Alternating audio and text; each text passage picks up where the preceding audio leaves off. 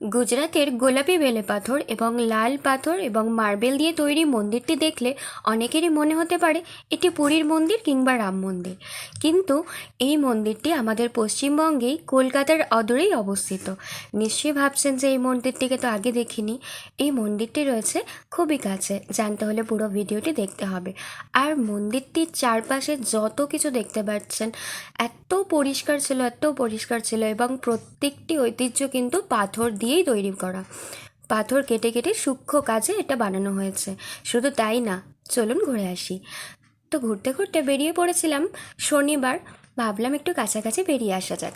কাছাকাছি বেড়াতে গিয়ে চলে গেলাম কলকাতার একটু দূরে ডায়মন্ড হারবার। ডায়মন্ড হারবার রোডের ধারেই রয়েছে এই মন্দিরটি। প্রায় 200 একরেরও বেশি জায়গা নিয়ে আছে এই মন্দিরটি। মন্দিরটির নাম স্বামীনারায়ণ মন্দির। আপনারা হয়তো অনেকেই এই নাম শুনেছেন, অথবা অনেকেই এই নাম শোনেননি। আসলে মন্দিরটি কিন্তু বিশাল বড় এবং অনেক বড় জায়গা নিয়ে তৈরি। মন্দিরটির কিন্তু অনেক বৈশিষ্ট্য আছে যা অন্যান্য হিন্দু মন্দিরের থেকে যথেষ্ট আলাদা। মন্দিরটিতে যদি আপনারা যেতে চান তো অবশ্যই আপনাদের কিন্তু সময় দেখে যেতে হবে, কারণ মন্দিরটি খোলা থাকে সকাল 8টা থেকে 12টা পর্যন্ত এবং বিকাল 4টে থেকে রাত 8টা পর্যন্ত। এর মাঝখানেই আপনারা গিয়ে দেখে আসতে পারেন স্বামীনারায়ণ মন্দির। এছাড়াও এর আশেপাশে জায়গাগুলি কিন্তু আপনার দারুণ লাগবে। অবশ্যই আপনারা গাড়ি পার্কিং করতে পারেন। এছাড়াও জুতো রাখার ব্যবস্থা থেকে প্রসাদের ব্যবস্থা সমস্ত কিছুই এখানে রয়েছে। আর মন্দিরটির একটি বিষয় আমার খুবই ভালো লেগেছে। আমি যেটা বুঝলাম যে অন্যান্য মন্দিরের মতো এটি কিন্তু ইট বালি এ সমস্ত দিয়ে তৈরি না।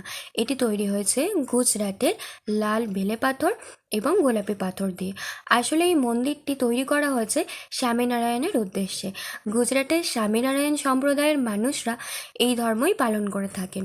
যদিও এটি একটি হিন্দু মন্দির, কিন্তু আপনাদের অনেকটা অন্যরকম লাগতে পারে। বাই দ্য ওয়ে, আমার কিন্তু চারিদিকের পরিবেশটা দারুণ লেগেছিল। আর এই যে পাথরের টুকরো করে জিনিসগুলো দেখতে পাচ্ছেন, আমি জানি না এগুলোকে কি বলে, কিন্তু এগুলো এত সূক্ষ্মভাবে কাজ করা যে আপনারা কাছ থেকে না দেখলে বিশ্বাসই করতে পারবেন না। এছাড়া যদি মন্দিরে ঘুরতে ঘুরতে আপনি বোরিং হন, তার জন্য ব্যবস্থা আছে। এটা হচ্ছে মন্দিরের সামনের দিক থেকে ভিউজ। যেহেতু গাড়ি পার্কিং করেছিলাম ওই দিক থেকে আমরা, সেহেতু ওই দিক থেকেই ঢুকেছিলাম। আর এই যে আপনারা পদচিহ্ন দেখতে পাচ্ছেন, এটা কিন্তু আসলে হয়েছে একটা ফোয়ারা। তো সামনের দিক থেকে মন্দিরটা আপনাদের দেখিয়ে দিলাম, কিন্তু এসে আপনারা একটুও বোরিং হবেন না। আর বাচ্চাদের জন্য পাশে পার্কের ব্যবস্থা রয়েছে। যদি বাচ্চা নিয়ে আসেন তাহলে কিন্তু পার্কে বাচ্চাদেরকে আপনারা খেলতে দিতে পারেন। এছাড়াও যদি আপনারা এসে বেশি সময় কাটান তাহলে কিন্তু মন্দিরের ভিতরেই রয়েছে রেস্টুরেন্ট, যেখানে আপনারা খাওয়া দাওয়া করতে পারেন। এছাড়া আমি তো বলতেই ভুলে গেছি, মন্দিরে রয়েছে নিজস্ব গোশালা এবং চাষবাসের জায়গা, যেখানে মন্দির সংস্থা নিজে থেকেই গরু সেবা করেন এবং সেখানে আপনারা চাইলে দানও করতে পারেন। আর তাদের চাষের নিজস্ব জিনিস রয়েছে। আমিও দেখেছিলাম সেখানে বাঁধাকপি, ফুলকপি, টমেটো, বিভিন্ন রকমের শাক বিক্রি হচ্ছিল। আমি কিন্তু মেথি শাক কিনে এনেছিলাম। সমস্ত সবজি মন্দির সংস্থার নিজের চাষ করা। এছাড়াও বলে রাখা ভালো, এই মন্দিরের দেবদেবী কিন্তু আমাদের সাধারণত যে মন্দির দেখেছি বা দেবদেবী দেখেছি তার থেকে অনেকটা আলাদা। অর্থাৎ এখানে স্বামীনারায়ণের সাথে সেখানে পূজিত হন শিব পার্বতী, এছাড়াও সেখানে পূজিত হন রাধাকৃষ্ণ প্রমুখ। কিন্তু সেখানে গেলে আপনারা নাও চিনতে পারেন। আর এই যে সামনে দুজন মহিলা দাঁড়িয়ে আছে দেখতে পাচ্ছেন, ওটা হলো জুতো রাখার জায়গা। আর ঠিক সিঁড়ির উল্টো দিকে রয়েছে প্রসাদ রাখার জায়গা। মন্দিরের সামনে দাঁড়িয়ে আপনি মন্দিরের ফটোগ্রাফি তো করতে পারবেন, কিন্তু মন্দিরের সামনে দাঁড়িয়ে আপনার সেলফি বা ফটো কোনোটাই আপনি তুলতে পারবেন না। এটা ওনারা অ্যালাউ করেন না। এরপর চারিদিকটা আপনাদেরকে একবার দেখিয়ে দিলাম কত বড় জায়গা।